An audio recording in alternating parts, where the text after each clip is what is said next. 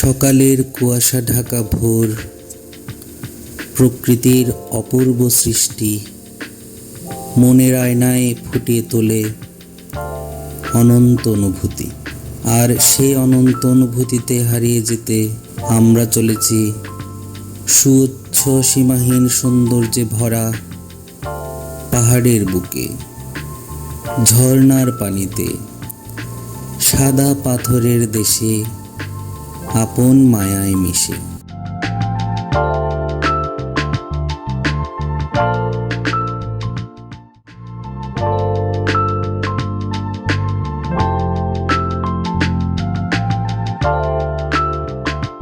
মিষ্টি সুবাসের স্নিগ্ধ কুয়াশা মোড়ানো সকালে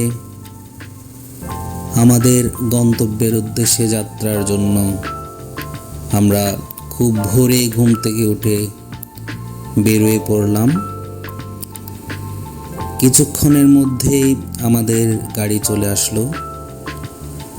আমাদের পিকনিকের আয়োজন আজ প্রকৃতির সাথে মিশে, তাই আমরা যাচ্ছি সৌন্দর্যের রানীক্ষেত সিলেটের ভোলাগঞ্জ সাদা পাথরের উদ্দেশ্যে।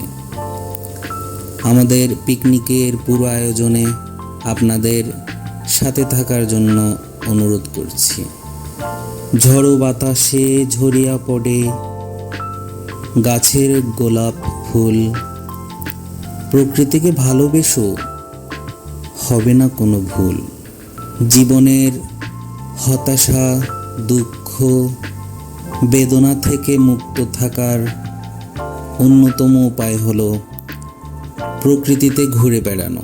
যদিও শহুরে জীবন আর এই উচ্চ মূল্যের বাজার ব্যবস্থায় মানুষের নুনান্তেই পান্তা ফুরোয়, তবুও তো বছরে একবার ঘোরাঘুরি হলে মন্দ না। তাই আমরা আজ বেরিয়ে পড়েছি প্রকৃতির টানে।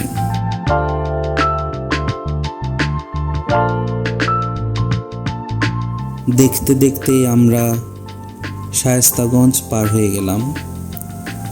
আমাদের গাড়ি ছুটে চলেছে কুয়াশার বুক চিরে। আমরা আজ হবিগঞ্জের মানিকপুর থেকে রওনা দিলাম ভোলাগঞ্জের উদ্দেশ্যে। যেহেতু আমরা খুব ভোরে রওনা দিয়েছি, তাই সকালের কুয়াশাটা খুব নৈসর্গিক মনে হচ্ছিল আমরা মেঘের মধ্যে ভেসে চলেছি। আশেপাশের সৌন্দর্য দেখে মন্ত্রমুগ্ধ হয়ে তাকিয়েছিলাম।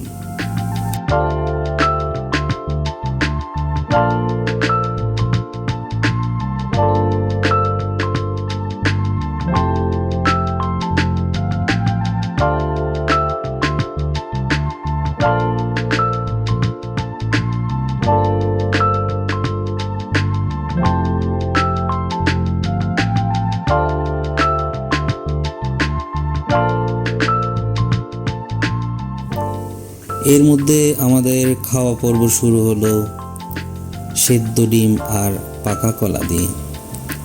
সবাই খেয়ে খুব আনন্দে মজা করছিল। যদিও আমাদের সকালের নাস্তার মূল পর্ব এখনো বাকি। আমরা দেখতে দেখতেই সিলেট নগরীর কাছাকাছি চলে এলাম। এর মধ্যে আমাদের চলার পথে খুব সুন্দর একটা চা বাগান চোখে পড়ল। চা বাগানের আঁকাবাঁকা রাস্তা আর সারি সারি চা গাছ এত সুন্দর লাগছিল যে চোখ ফেরানো দায়। দর্শকরা, আপনারা দেখুন এই অপরূপ সৌন্দর্য। দুই পাহাড়ের মধ্যখানে আঁকাবাঁকা রাস্তা আর তার সাথে অসম্ভব সুন্দর চা বাগান। সকালবেলায় বিভিন্ন পিকনিকের বাস দাঁড়িয়ে পর্যটকরা চা বাগান পরিদর্শন করছিল। দর্শক, আপনারাও সিলেট ভ্রমণে আসলে অবশ্যই প্রত্যেকটি চা বাগান দেখে যাবেন, কারণ প্রতিটা বাগানেরই আলাদা আলাদা সৌন্দর্য।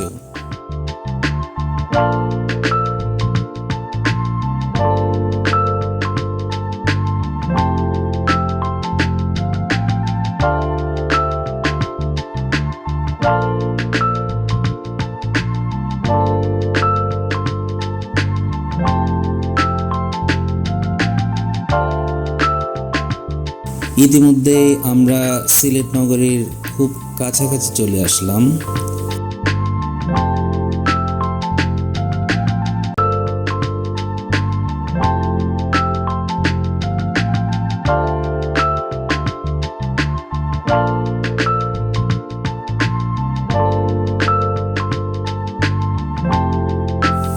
এই বাঁকা পথ ধরে প্রথমেই চোখে পড়লো আমাদের সিলেটের একটি নদী।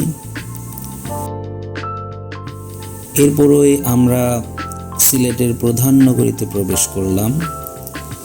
সিলেটের এই সরু আঁকাবাঁকা পথ ধরে আমাদের গন্তব্য সকালের নাস্তার জন্য পানসি হোটেল।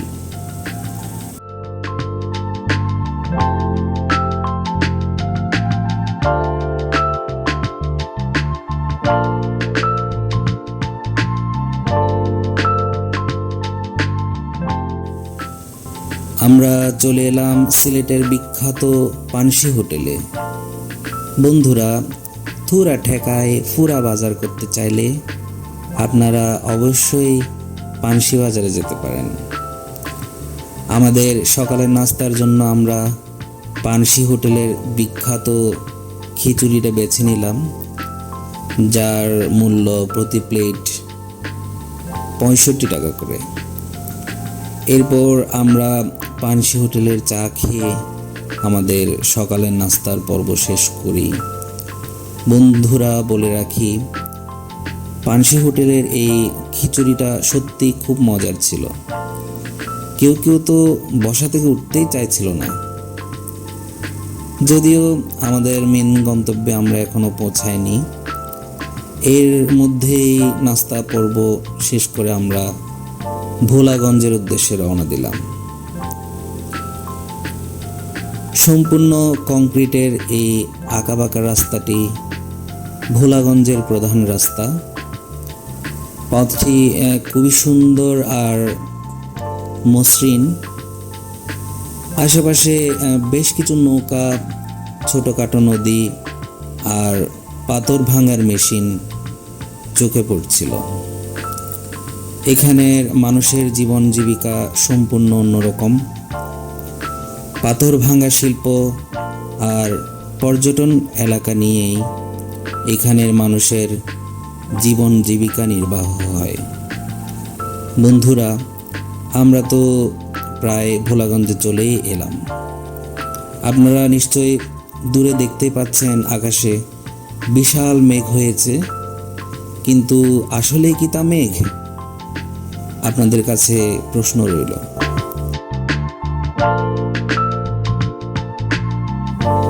না বন্ধুরা, আর প্রশ্ন করে আপনাদের বিভ্রান্ত করতে চাই না।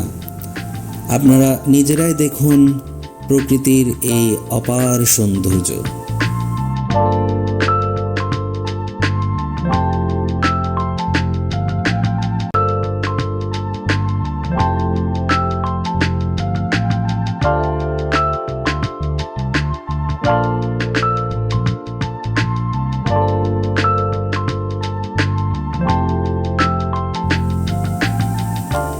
দেখতে দেখতে আমরা বাস স্ট্যান্ড চলে এলাম। এখানে পার্কিংয়ের জন্য প্রতি গাড়িতে 50 টাকা দিয়ে টোকেন সংগ্রহ করতে হয়। বন্ধুরা, আমরা চলে এলাম ভোলাগঞ্জে। হাজারো পর্যটকে মুখরিত এই অপরূপ সৌন্দর্যের জায়গাটি। যেহেতু আমরা সকাল সকাল এলাম, তাই নৌকার সিরিয়াল পাওয়ার জন্য বিশাল লাইনে সিরিয়াল দাঁড়াতে হয়েছে। প্রতিটা সাপ্তাহিক ছুটিতে এরকমই এখানে ভিড় হয়।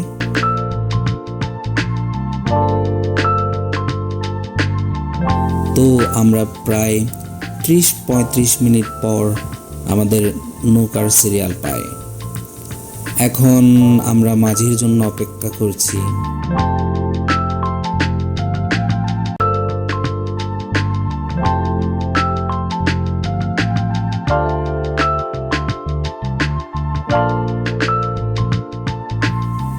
সব অপেক্ষার পালা শেষ করে আমরা ছুটে চলেছি সাদা পাথরের দেশে। বন্ধুরা, এখানে নৌকার সিরিয়াল পাওয়াটা খুবই কঠিন একটি কাজ, যদিও অনেক অপেক্ষা করতে হয়, তবু প্রকৃতির এমন সৌন্দর্যের সান্নিধ্য পেতে এই অপেক্ষা কষ্টের মনে হয় না।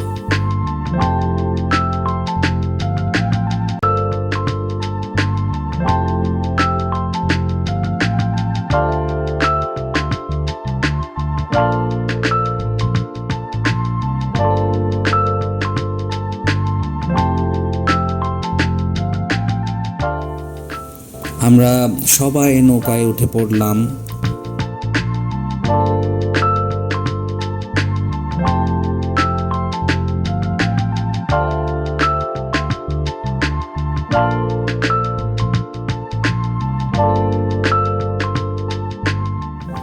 মাঝি নৌকার ইঞ্জিন চালু করে দিল।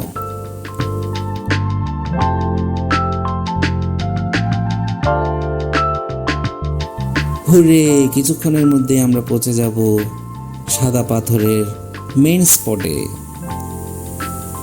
বন্ধুরা, এখানে আপনারা জেনে রাখুন, এখানের নৌকাগুলো যদিও 10-12 জন করে নেওয়ার ক্ষমতা আছে, তবু এরা প্রতি নৌকায় 8 জনের অধিক নেয় না।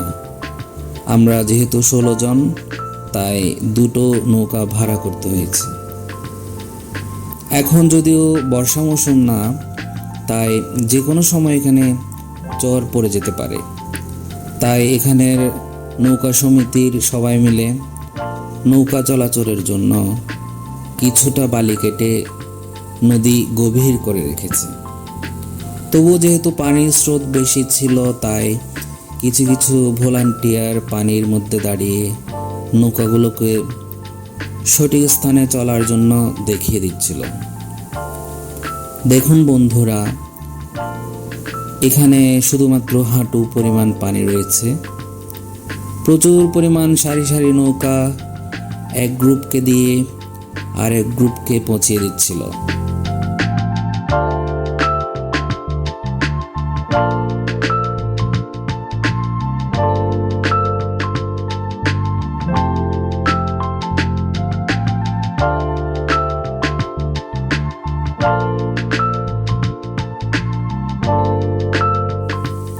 দূরের পাহাড়ের সৌন্দর্য আর হেলে দুলে নৌকায় ভ্রমণ সত্যিই খুবই আনন্দ লাগছিল।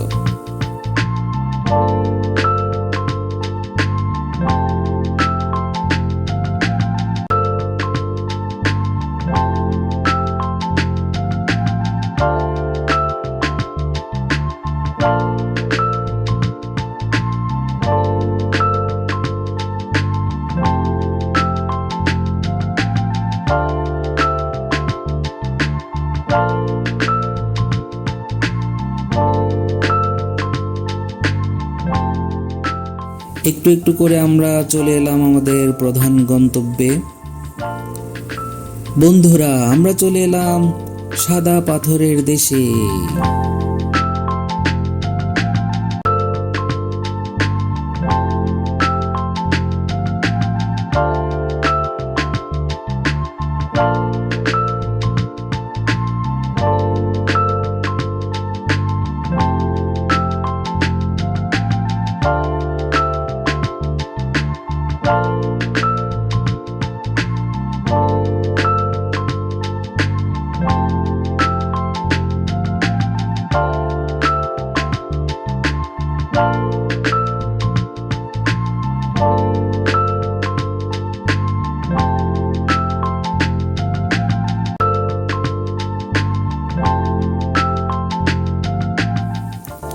কেউ কেউ পরিবার পরিজন, বন্ধু বান্ধব, প্রেমিক প্রেমিকা নিয়ে এই মহা আনন্দ অনুপরিবেশে আনন্দ করছিল।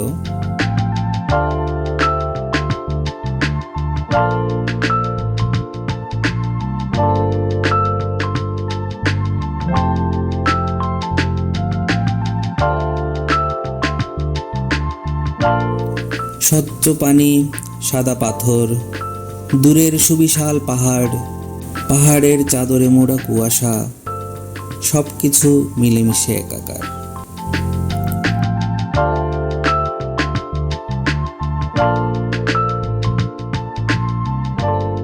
এবার কিছুটা হতাশার কথাই বলতে হয়। বন্ধুরা, সৌন্দর্য দেখতে এসে যদি এমন ছাতার সিরিয়াল আর বসার সিটের সিরিয়াল দেখতে হয়, তবে ব্যাপারটা খুবই কষ্টদায়ক। এত কাছাকাছি সব কিছু না রেখে আরও একটু দূরে রাখলে জায়গার সৌন্দর্যটা আরও বেশি অনুভব করা যায়। যদিও আমি মনে করি কর্তৃপক্ষ ব্যাপারটা ভেবে দেখবেন নিশ্চয়।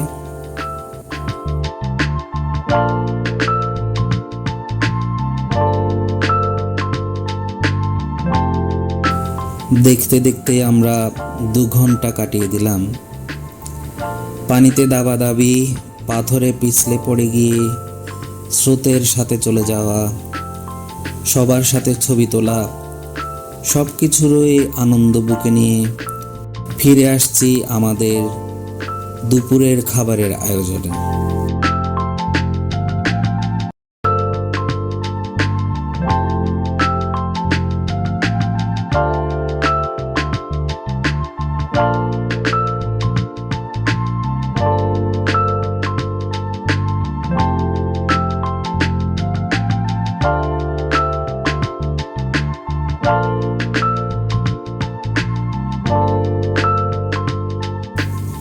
এখানের কাছেরই একটি রেস্টুরেন্টে হাঁসের মাংস, কয়েক প্রকার ভর্তা ভাজিতে মোটামুটি বেশ ভালো একটা ভুরি ভোজ হলো। আমাদের এক খাদক ভাই তো 3 বোল ভাত খেয়ে ফেলেছে এত স্বাদের তরকারি পেয়ে।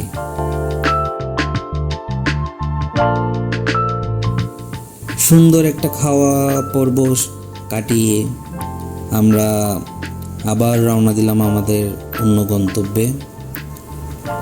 পরবর্তী ভিডিওতে আমরা সেই নতুন গন্তব্যের কথা নিয়ে হাজির হব আপনাদের সামনে।